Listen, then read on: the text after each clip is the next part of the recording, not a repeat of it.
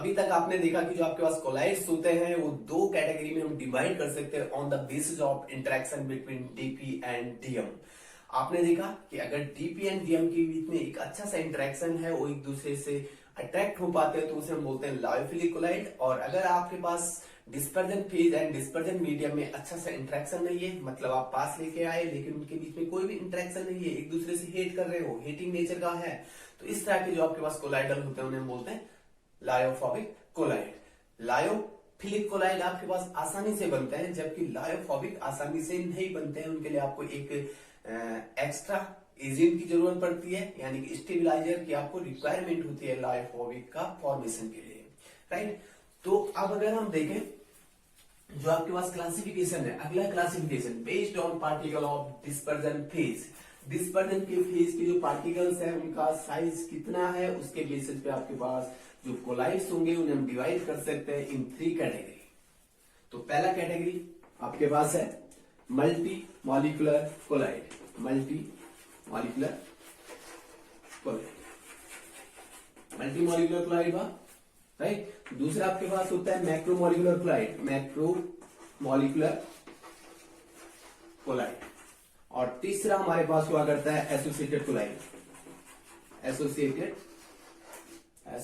Collide. और associated colloid को हम मिसिल्स भी बोलते हैं, जिससे also known as a micelles, right. तो मतलब ये पार्टिकल साइज के बेस्ड पे है, multi molecular, macro molecular, associated colloid, या इसी का दूसरा नाम है मिसिल, राइट। अब अगर हम देखें कि जो आपका मल्टी मॉलिक्यूलर है या मैक्रो मॉलिक्यूलर है या एसोसिएटेड है, इनके क्या क्या कैरेक्टर है, तो देखते हैं आगे।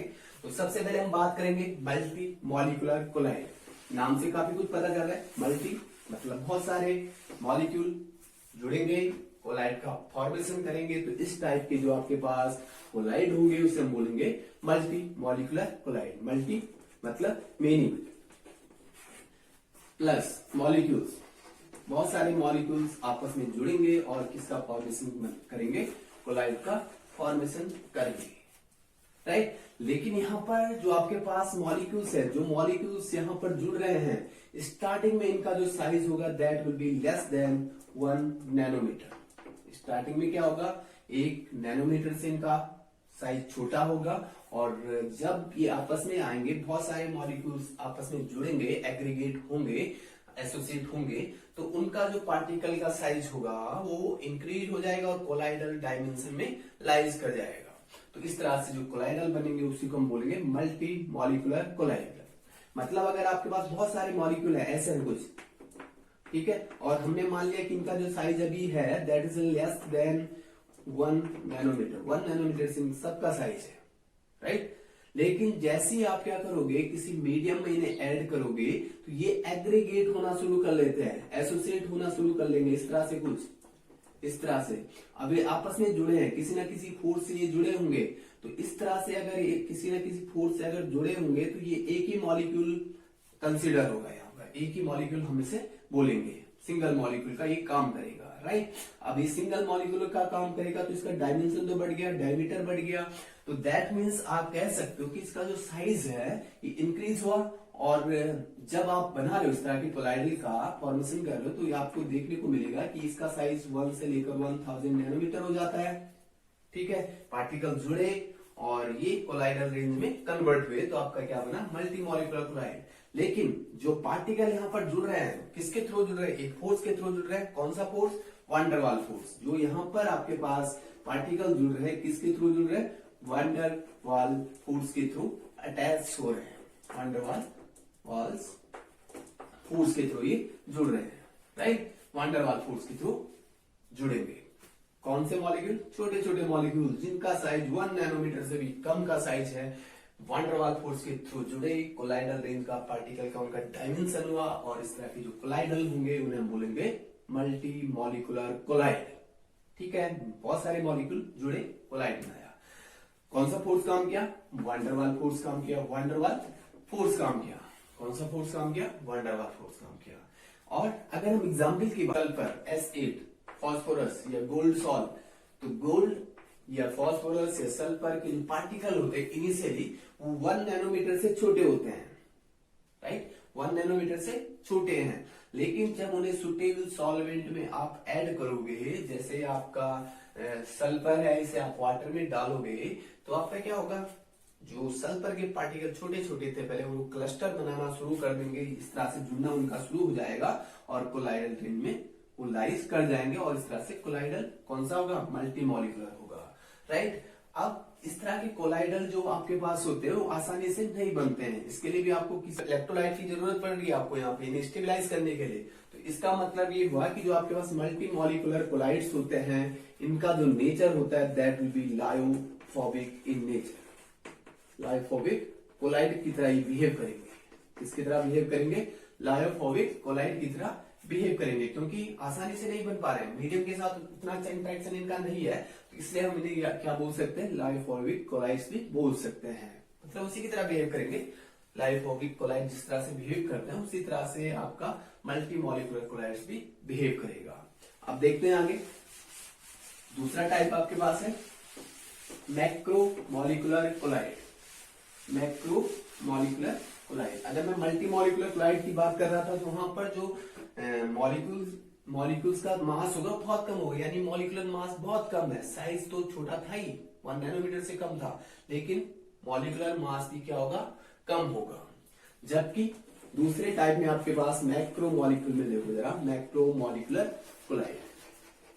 मैक्रोमॉलिकुलर कोलाइड सबसे पहले जानना जरूरी होता है कि जो आपके पास मैक्रो है, मैक्रो का मतलब लार्ज, ठीक है, मैक्रो का मतलब लार्ज मॉलिक्यूल्स आपस में कंबाइन हुए, लार्ज मॉलिक्यूल से जो कोलाइड बनेगा उसी को हम क्या बोलेंगे, मैक्रोमॉलिकुलर कोलाइड, ठीक है। मल्टी वाले में क्या थे, छोटे छोटे मॉलिक्यूल थे, वो आपस में कंबाइन हुए कोलाइड बनाए, यहाँ पर क्या है, लार्ज मॉलिक्यूल का कोलाइड बन रहा है। सिंपली आप कह सकते हो, सिंपली कह सकते हो कोई लार्ज मॉलिक्यूल है और आपने उसे सुटेबल सॉल्वेंट में ऐड किया और उसका कोलाइड फॉर्मेशन हुआ, तो इस टाइप का जो सोल्यूशन बनेगा दैट विल बी मैक्रोमॉलिकुलर कोलाइड।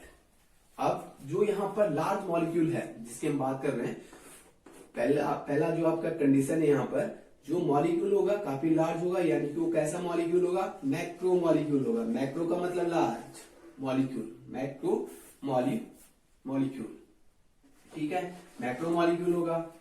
और जो भी आपके पास मैक्रो मॉलिक्यूल होते हैं इनका मॉलिकुलर मास काफी ज्यादा होता है, मैक्रो मतलब हाई, ठीक है, मैक्रो का मतलब लार्ज, ठीक है, और इनका मॉलिकुलर मास क्या होगा, मॉलिकुलर मास क्या होगा, बहुत ज्यादा होगा, हाई मॉलिकुलर मास। ऑलरेडी इनका मास काफी ज्यादा है। और मैक्रो मॉलिक्यूल के एग्जाम्पल अगर हम देखें तो दो कैटेगरी में आप डिवाइड कर सकते हो आप, एक तो आपके पास होता है कुछ आपके पास नेचुरल मैक्रो मॉलिक्यूल होते हैं, नेचुरल वाले होते हैं, और कुछ आपके पास सिंथेटिक होते हैं, synthetic macro molecule, synthetic macro molecule. तो नेचुरल मैक्रो मॉलिक्यूल की मैं बात करूं तो जैसे आपके पास क्या है, स्टार्च है, जिलेटिन है, और भी हो सकते हैं, प्रोटीन हमारे पास है। तो इस तरह के जो आपके पास सब्सटेंसेस हैं वो आपके पास क्या होते हैं, नेचुरल होते हैं, मैक्रोमोलिक्यूल्स है, इनका मॉलिक्यूलर मास काफी ज्यादा है। दूसरी तरफ कुछ सिंथेटिक मटेरियल भी हमारे पास होते हैं जिनका मॉलिक्यूलर मास काफी ज्यादा होता है।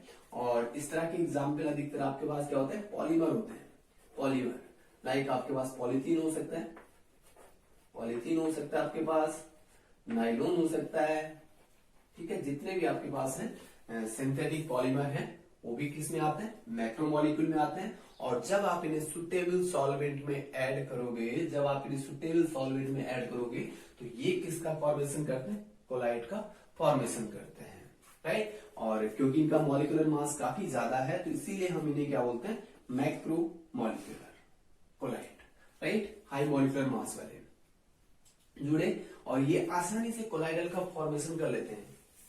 इंटरेस्टिंग बात क्या है कि जो आपके पास मैक्रो मॉलिक्यूल्स होते हैं इनका साइज, अगर आप एक पार्टिकल लोगे तो पार्टिकल का साइज ऑलरेडी यहाँ पर कोलाइडल रेंज में होगा, केवल इन्हें किस चीज की जरूरत पड़ेगी, सुटेबल सॉल्वेंट की जरूरत पड़ेगी, सुटेबल सॉल्वेंट की जरूरत पड़ेगी, ठीक है। मल्टी वाले में पार्टिकल छोटे थे, जबकि यहाँ पर पार्टिकल रेंज वही है जो हमें रिक्वायर्ड है, यहाँ पर कोलाइडल रेंज है वही है यहाँ पर, लेकिन सॉल्वेंट में डालने के बाद ही कोलाइडल का फॉर्मेशन करेंगे, राइट।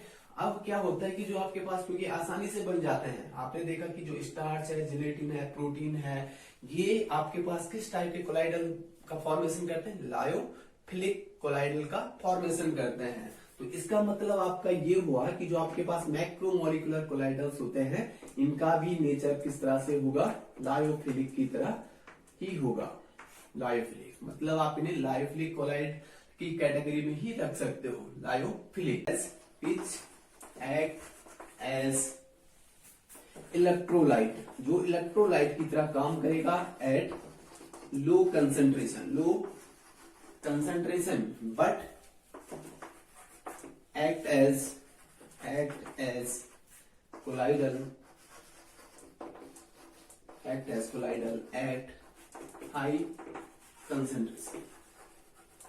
ठीक है, तो मतलब ये हुआ कि अगर आपके पास कोई ऐसा मटेरियल है, ऐसा कोई सब्सटेंस है जो क्या करता है लो कंसंट्रेशन पर तो किसकी तरह बिहेव कर रहा है? एज अ इलेक्ट्रोलाइट की तरह बिहेव कर रहा है। लेकिन जब आप उसका कंसंट्रेशन इंक्रीज करोगे, तो जैसे जैसे कंसंट्रेशन इंक्रीज करोगे तो उसका बिहेवियर क्या हो जाएगा? कोलाइडल पार्टिकल की तरह हो जाएगा। राइट, सिंपली आप क्या याद ध्यान रखोगे कि एट लो कंसंट्रेशन किसकी तरह काम कर रहा है? इलेक्ट्रोलाइट की तरह काम कर रहा है। बट एट हाई कंसंट्रेशन किसकी तरह काम कर रहा है? एज अ कोलाइडल की तरह बिहेव करेगा। और इस तरह की सब्सटेंस को ही हम क्या बोलते हैं? Associated colloid. अब यहाँ पर देखो एसोसिएटेड यहाँ पर भी आ रहा है, यहाँ पर भी कहीं ना कहीं पार्टिकल क्या हो रहे होंगे? जुड़ रहे होंगे। तो मतलब ये हुआ कि यहाँ पर भी जो पार्टिकल्स आपके पास थे, ये आपस में जुड़ेंगे। ठीक है, या फिर आप कहोगे कि स्टार्टिंग में जो भी पार्टिकल था आपने मीडियम में डाला, किसी भी मीडियम में डाला, वाटर में डाला या कोई अदर आपके पास हो सकता है। जब आप उसे मीडियम में डालोगे, डिस्पर्जन मीडियम में ऐड करोगे, तो पहले तो क्या होगा? डिसोसिएट होगा, क्योंकि इलेक्ट्रोलाइट का मतलब क्या होगा? उसके पास पॉजिटिव नेगेटिव होगा, उसके पास क्या होगा? पॉजिटिव नेगेटिव होगा और इलेक्ट्रिसिटी कंडक्ट कर सकता है। तो वही आपका क्या होता है? इलेक्ट्रोलाइट होता है। तो पहले तो ये वाले पार्टिकल क्या होंगे? डिसोसिएट होंगे। पहले पार्टिकल क्या होंगे? डिसोसिएट होंगे। डिसोसिएशन इनका होगा, डिसोसिएशन होगा। राइट, अब जब इनका डिसोसिएशन होगा तो जो भी इनका पार्टिकल होगा लो कंसंट्रेशन पे डिसोसिएट हुए, डिसोसिएट होने के बाद इनका क्या बना? इलेक्ट्रोलाइट का फॉर्मेशन हुआ। और जब ये इलेक्ट्रोलाइट का फॉर्मेशन करेंगे तो इलेक्ट्रोलाइट जो आपके पास मॉलिक्यूल होगा, एक छोटा सा मॉलिक्यूल होगा, सपोज ये ब्रेक डाउन हुआ, ठीक है, ये वाला भी ब्रेक डाउन हुआ इलेक्ट्रोलाइट में। राइट, अब यही इलेक्ट्रोलाइट आपस में कंबाइन होकर, इस तरह से जुड़कर एक पार्टिकल बनाएंगे जिसका रेंज वही आ जाएगा ये वाला। देखते हैं एक एग्जाम्पल, सबसे अच्छे एग्जाम्पल इसके होते हैं साबुन। एग्जाम्पल आपके पास क्या है? एग्जाम्पल आपके पास होते हैं साबुन और डिटर्जेंट। इसके बेस्ट एग्जाम्पल है डिटर्जेंट। तो देखते हैं साबुन का एग्जाम्पल लेकर हम समझते हैं इसे कि किस तरह से आपके पास एसोसिएटेड कोलाइड का फॉर्मेशन होता है। तो देखो जरा, एसोसिएटेड कोलाइड जनरली अगर हम देखें तो जो आपके पास साबुन होता है, जनरली साबुन का जो फॉर्मूला हमारे पास होता है C17H35COONA। इसे हम क्या बोलते हैं? सोडियम स्टीरेट, जो कि आपका एक तरह से कॉमन साबुन है, सोडियम स्टीरेट। अब देखो, अब इसका क्या बन रहा है? कोलाइडल बन रहा है। किस मीडियम में? वाटर में। जब आप वाटर में डालोगे, आपको ध्यान रखना, जब आप इसे वाटर में डालोगे तब इसका कोलाइडल बनता है। अगर आप इसको किस में डाल दो? अल्कोहल में डाल दो तो कोलाइडल नहीं बनेगा। राइट, मतलब मैंने आपको बताया था स्टार्टिंग में कि ये आपके जो कोलाइडल होते हैं सॉल्वेंट पर भी डिपेंड करते हैं, चाहे पार्टिकल साइज इस रेंज में हो, लेकिन उनका फॉर्मेशन किस में डिपेंड करेगा? सॉल्वेंट पर भी डिपेंड करेगा। राइट, तो अगर आपका सोडियम स्टीरेट है, आप इसे वाटर में ऐड कर रहे हो, एक्वस मीडियम आपने लिया, तो ये वाला डिसोसिएट हुआ C17H35COO+Na पॉजिटिव, इस तरह से डिसोसिएट हुआ। और ये वाला जो आपके पास है C17H35, that means stearate ion. ये आपका क्या है? स्टीरेट आयन, स्टीरेट आयन बना। राइट, इलेक्ट्रोलाइट की तरह काम करेगा। अब होता क्या है कि जब आपके पास इस तरह से डिकम्पोज हुआ, ये कंसंट्रेशन अभी कम है, बहुत कम कंसंट्रेशन है वाटर का, सॉरी साबुन का कंसंट्रेशन अभी बहुत कम है, तो इस टाइम पर ये आपका जो साबुन होगा ये किसकी तरह काम कर रहे होंगे? इसके मॉलिक्यूल जो टूटे ब्रेक डाउन हो किसकी तरह काम कर रहे होंगे? As a electrolyte. लेकिन जब आप कंसंट्रेशन बढ़ा देते हो तो जो आपके पास मॉलिक्यूल हैं वो आपस में क्लस्टर बनाएंगे। और किस तरह से बनाते हैं, तो सबसे पहले अगर हम बात करें क्लस्टर कौन बनाएगा, ये वाला आपका बनाएगा स्टीरियो आयन। किस तरह से फॉर्म करेगा, तो देखते हैं किस तरह से यहाँ पर क्लस्टर का फॉर्मेशन होता है। तो अगर हम बात करें, क्योंकि ये आपका जो स्ट्रेट आयन है that contains some hydrocarbon part, hydrocarbon part भी है। तो अगर हम इसका स्ट्रक्चर ड्रॉ करें तो कुछ इस तरह से आएगा। ये आप पढ़ते हो ऑर्गेनिक में, ये हाइड्रोकार्बन वाला पार्ट इसका होगा, जहां पर आपको कितने कार्बन दिखेंगे, 17 कार्बन, हाइड्रोजन 35 दिखेगा। तो इस तरह से ये चेन आगे बढ़ती जाएगी, 17 कार्बन आपको दिखाने होंगे और हाइड्रोजन 35, यहाँ पर कार्बन होता है, रिमेनिंग वैलेंसी हाइड्रोजन से सेटिस्फाई होती है, राइट। तो इस तरह से हम दिखा सकते हैं। मैं रफली इतना ही लिख पा रहा हूं यहाँ पर, ठीक है, रफली मैं इतना ही लिख रहा हूँ। आपको समझना है कि यहाँ पर 17 कार्बन होंगे, आगे भी होगा ये, जहां तक 17 बन पा रहा होगा, क्योंकि 1 कार्बन, 2 कार्बन, 3 कार्बन, 4, 5, 6, 7 और 17 तक आप ड्रॉ कर सकते हो। तो देखा गया कि जो आपके पास ये वाला पार्ट है, ये यहाँ पर नेगेटिव चार्ज राइज है, मतलब ये पोलर जो आपका ये वाला जो पार्ट है इसका, ये किसकी तरह काम कर रहा है, एज अ पोलर हेड, ठीक है। ये इसका जो सिर है ये पोलर नेचर का है, नेगेटिव चार्ज इसके ऊपर है। और जो इसका इस तरह से यहाँ पर ये वाला पार्ट है जो आपका हाइड्रोकार्बन वाला पार्ट है, ये आपका होगा नॉन पोलर। ये आपका क्या है, non polar, non polar part हुआ। अब नॉन पोलर पार्ट हुआ कौन सा वाला पार्ट, हाइड्रोकार्बन वाला पार्ट। कौन सा पार्ट है, हाइड्रोकार्बन वाला पार्ट, राइट। अब आपको पता है कि जो हाइड्रोकार्बन होते हैं बेसिकली वाटर इनसॉल्युबल होते हैं। ऑर्गेनिक सॉल्वेंट में तो सॉल्युबल होते हैं, लेकिन वाटर में क्या होते हैं, इनसॉल्युबल होते हैं। तो दैट मीन्स जो आपके पास यहाँ पर हाइड्रोकार्बन पार्ट है उसका जो नेचर है, क्योंकि वाटर इनसॉल्युबल होता है तो इसे हम बोल सकते हैं हाइड्रोफोबिक इन नेचर। कैसा नेचर है, हाइड्रोफोबिक इन नेचर, राइट। और जो ये आपका पार्ट है ये वाला पोलर पार्ट है।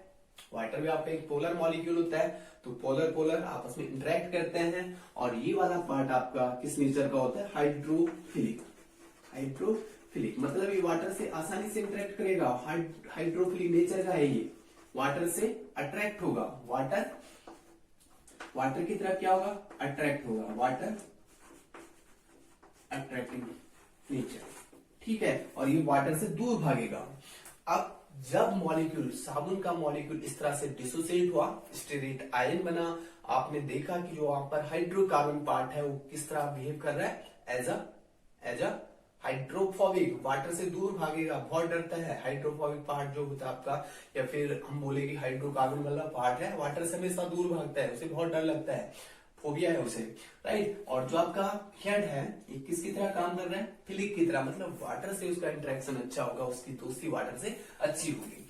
तो अगर हम देखें, जैसे आपके पास क्या है, यहाँ पर आपने वाटर रखा हुआ है, यहाँ पर आपके पास कोई कपड़ा पड़ा हुआ है जो गंदा सा है, क्योंकि साबुन का काम आप कहाँ पर करते हो, कपड़े धुलने में करते हो, या क्लींजिंग एक्शन आप देखते हो इसका। तो जैसे आप यहाँ पर साबुन डालोगे तो साबुन का जो मॉलिक्यूल होगा वाटर में डिसोसिएट होगा, जब तक कंसेंट्रेशन साबुन का कम है। लेकिन जैसे जैसे साबुन का कंसेंट्रेशन बढ़ता जाएगा, ये वाले मॉलिक्यूल ऐसी जगह इस तरह से ओरिएंटेड होंगे कि ये वाला पार्ट वाटर से दूर रहे और ये वाला वाटर की तरफ रहे। तो मतलब अगर आपके पास यहाँ पर कोई सरफेस है, इस तरह से कोई हमने कपड़ा डाला हुआ यहाँ पर, तो जो आपके पास ये वाला पार्ट है, हेड वाला पार्ट, ये तो आपका हो गया टेल, ठीक है, ये इसकी पूंछ हो गई।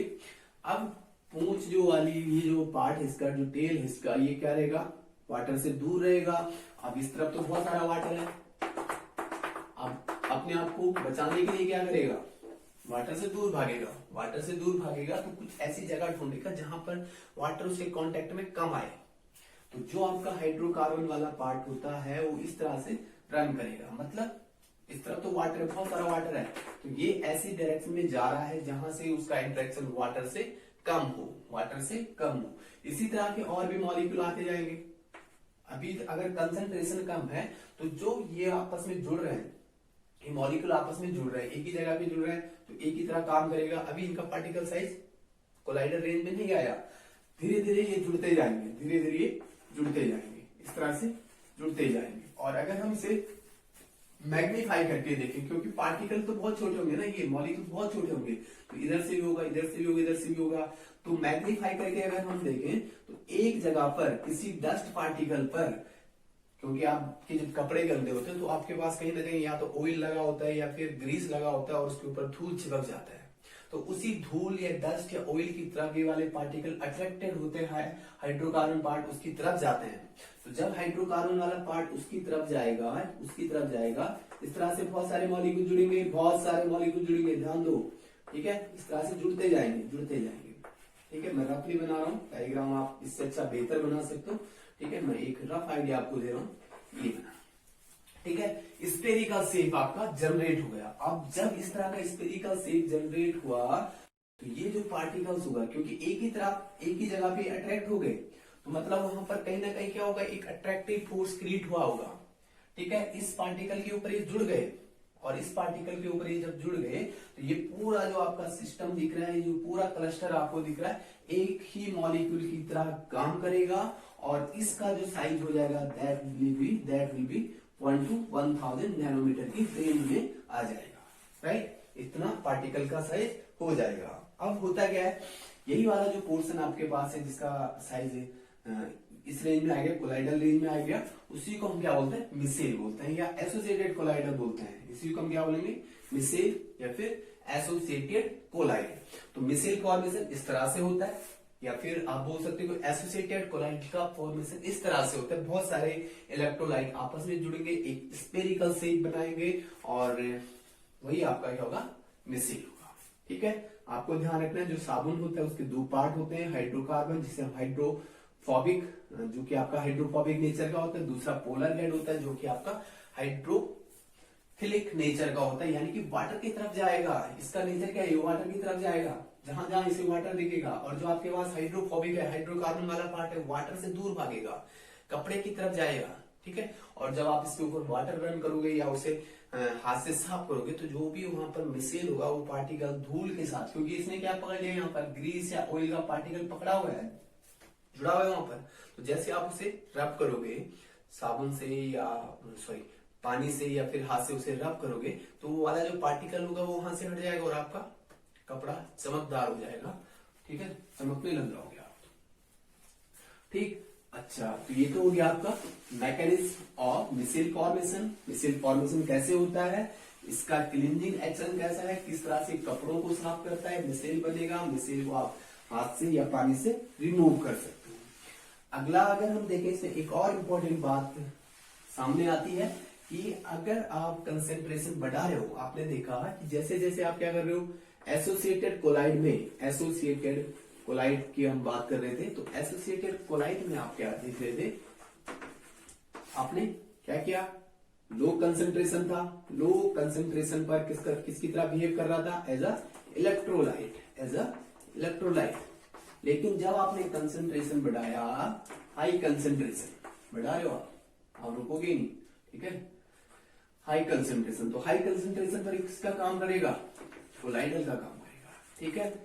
इसका मतलब है कि जब आप कंसेंट्रेशन बढ़ा रहे हो तो इसका मतलब डेफिनेट हुआ कि आप कुछ ना कुछ क्वांटिटी वहां पर ऐड कर रहे हो, और कुछ ना कुछ क्वांटिटी आप जब ऐड कर रहे हो तो एक कंडीशन ऐसी आएगी कि जहां से मिसेल का फॉर्मेशन शुरू हो जाएगा, कोलाइडल का फॉर्मेशन शुरू हो जाएगा। जिस कंसेंट्रेशन से मिसेल का फॉर्मेशन या एसोसिएटेड कोलाइडल का फॉर्मेशन शुरू हो जाता है, उस मिनिमम कंसेंट्रेशन को हम बोलते हैं क्रिटिकल मिसलाइजेशन कंसेंट्रेशन। उसी कंसेंट्रेशन को हम क्या बोलेंगे, क्रिटिकल मिसलाइजेशन कंसेंट्रेशन, क्रिटिकल मिसलाइजेशन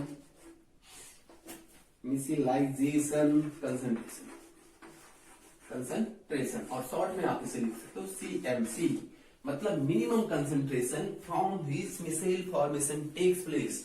वो मिनिमम कंसेंट्रेशन जहां से मिसेल का फॉर्मेशन शुरू हो जाता है, क्योंकि आप कंसेंट्रेशन बढ़ा रहे हो, तो जिस कंसेंट्रेशन से कोलाइडल, एसोसिएटेड कोलाइडल का फॉर्मेशन या मिसेल का फॉर्मेशन शुरू हो जाता है, उसे हम बोलते हैं critical मिसलाइजेशन concentration, in short you can say CMC, right. एक और कॉन्सेप्ट यहां पर आपके पास होता है, एक तो आपका ये वाला हुआ, दूसरा हमारे पास होता है, क्योंकि आपने देखा होगा, घरों में देखा होगा कि जब हम ठंडे पानी का कंपेरिजन गर्म पानी से करते हैं, उनमें साबुन घोलते हैं, तो आपने देखा कि जो आपका वाटर है जिसका टेम्परेचर कम है उसमें साबुन उतना आसानी से नहीं घुल पाता है, साबुन बॉटम पे रहेगा या फिर नहीं घुल पाएगा, बहुत कम घुल पाएगा। जबकि जो आपका ऐसा वाटर है जिसका टेम्परेचर ज्यादा है तो वहां पर क्या होगा, साबुन ज्यादा घुलेगा, ज्यादा फॉर्म बनेगा, ज्यादा झाग बनेगा, या फिर आप कह सकते हो वहां पर आसानी से कोलाइडल का फॉर्मेशन होगा। अगर आपका पानी का टेम्परेचर बहुत कम है तो साबुन नहीं घुल पाएगा, मतलब कंसंट्रेशन क्या रहेगा, कम रहेगा। लेकिन टेम्परेचर बढ़ाओगे तो कंसंट्रेशन क्या हो जाएगा, बढ़ जाएगा, और बढ़ जाएगा मतलब डेफिनेट है कि वहां पर मिसेल का फॉर्मेशन होगा। ठीक, तो इसका मतलब ये हुआ कि अगर आप मिसेल का फॉर्मेशन कर रहे हो तो एक पर्टिकुलर मिनिमम टेम्परेचर की भी आपको रिक्वायरमेंट होती है, और वही मिनिमम टेम्परेचर आपका क्या होता है, क्राफ्ट टेम्परेचर। कौन सा temperature, Krafft temperature. Krafft temperature क्या होता है, Krafft temperature, Krafft temperature is that minimum temperature from which micelle formation takes place. मतलब आपने क्या किया, टेम्परेचर बढ़ाया बढ़ाया बढ़ाया और एक टेम्परेचर ऐसा आया जहां से साबुन का कंसंट्रेशन बढ़ना शुरू हो गया और मिसेल फॉर्मेशन शुरू हो गया, तो उस टेम्परेचर को हम बोलते हैं क्राफ्ट टेम्परेचर, राइट। और जहां से आपका वो मिनिमम कंसंट्रेशन जहां से मिसेल बनता है उसे हम बोलते हैं, कंसंट्रेशन के लिए तो हम क्या बोलेंगे, सीएमसी, और अगर टेम्परेचर से हम देखें टेम्परेचर के बेस पे तो उसे हम बोलेंगे क्राफ्ट टेम्परेचर। तो दोनों मिसेल फॉर्मेशन को मिसेल फॉर्मेशन में हेल्प करते हैं, right, CMC and craft temperature, जहां से मिसेल का फॉर्मेशन होता है। आई होप इतना आप समझ पाए होंगे कि आखिर एसोसिएटेड कोलाइड्स क्या है। और अगर एक और बात हम यहाँ पर देखें तो एसोसिएटेड कोलाइड में दोनों पार्ट है, हाइड्रोफोबिक वाला भी है और हाइड्रोफिलिक वाला भी है, हाइड्रोफोबिक भी है और हाइड्रोफिलिक वाला पार्ट भी है, दोनों प्रेजेंट है। जबकि क्या था, मल्टी मॉलिक्यूलर में आपने देखा कि जो मल्टी मॉलिक्यूलर होते हैं वो कैसे नेचर के होते हैं, हाइड्रोफोबिक नेचर के होते हैं। मैक्रोमोलिकुलर हाइड्रोफिलिक नेचर के होते हैं। और अगर हम एसोसिएटेड कोलाइड की बात करें तो यहाँ पर दोनों नेचर आपको दिखते हैं, हाइड्रोफिलिक भी और हाइड्रोफोबिक भी। तो इस तरह से आपके पास ये हुआ एसोसिएटेड कोलाइड। अगर हम साबुन के मिसेल या सीएमसी की बात करें तो यहाँ पर लगभग 10⁻⁻⁴ से लेकर 10⁻⁻³ मोल पर लीटर इसका सीएमसी का वैल्यू होता है इन जनरल, राइट। तो ये आपका हुआ associated colloid, classification of collides.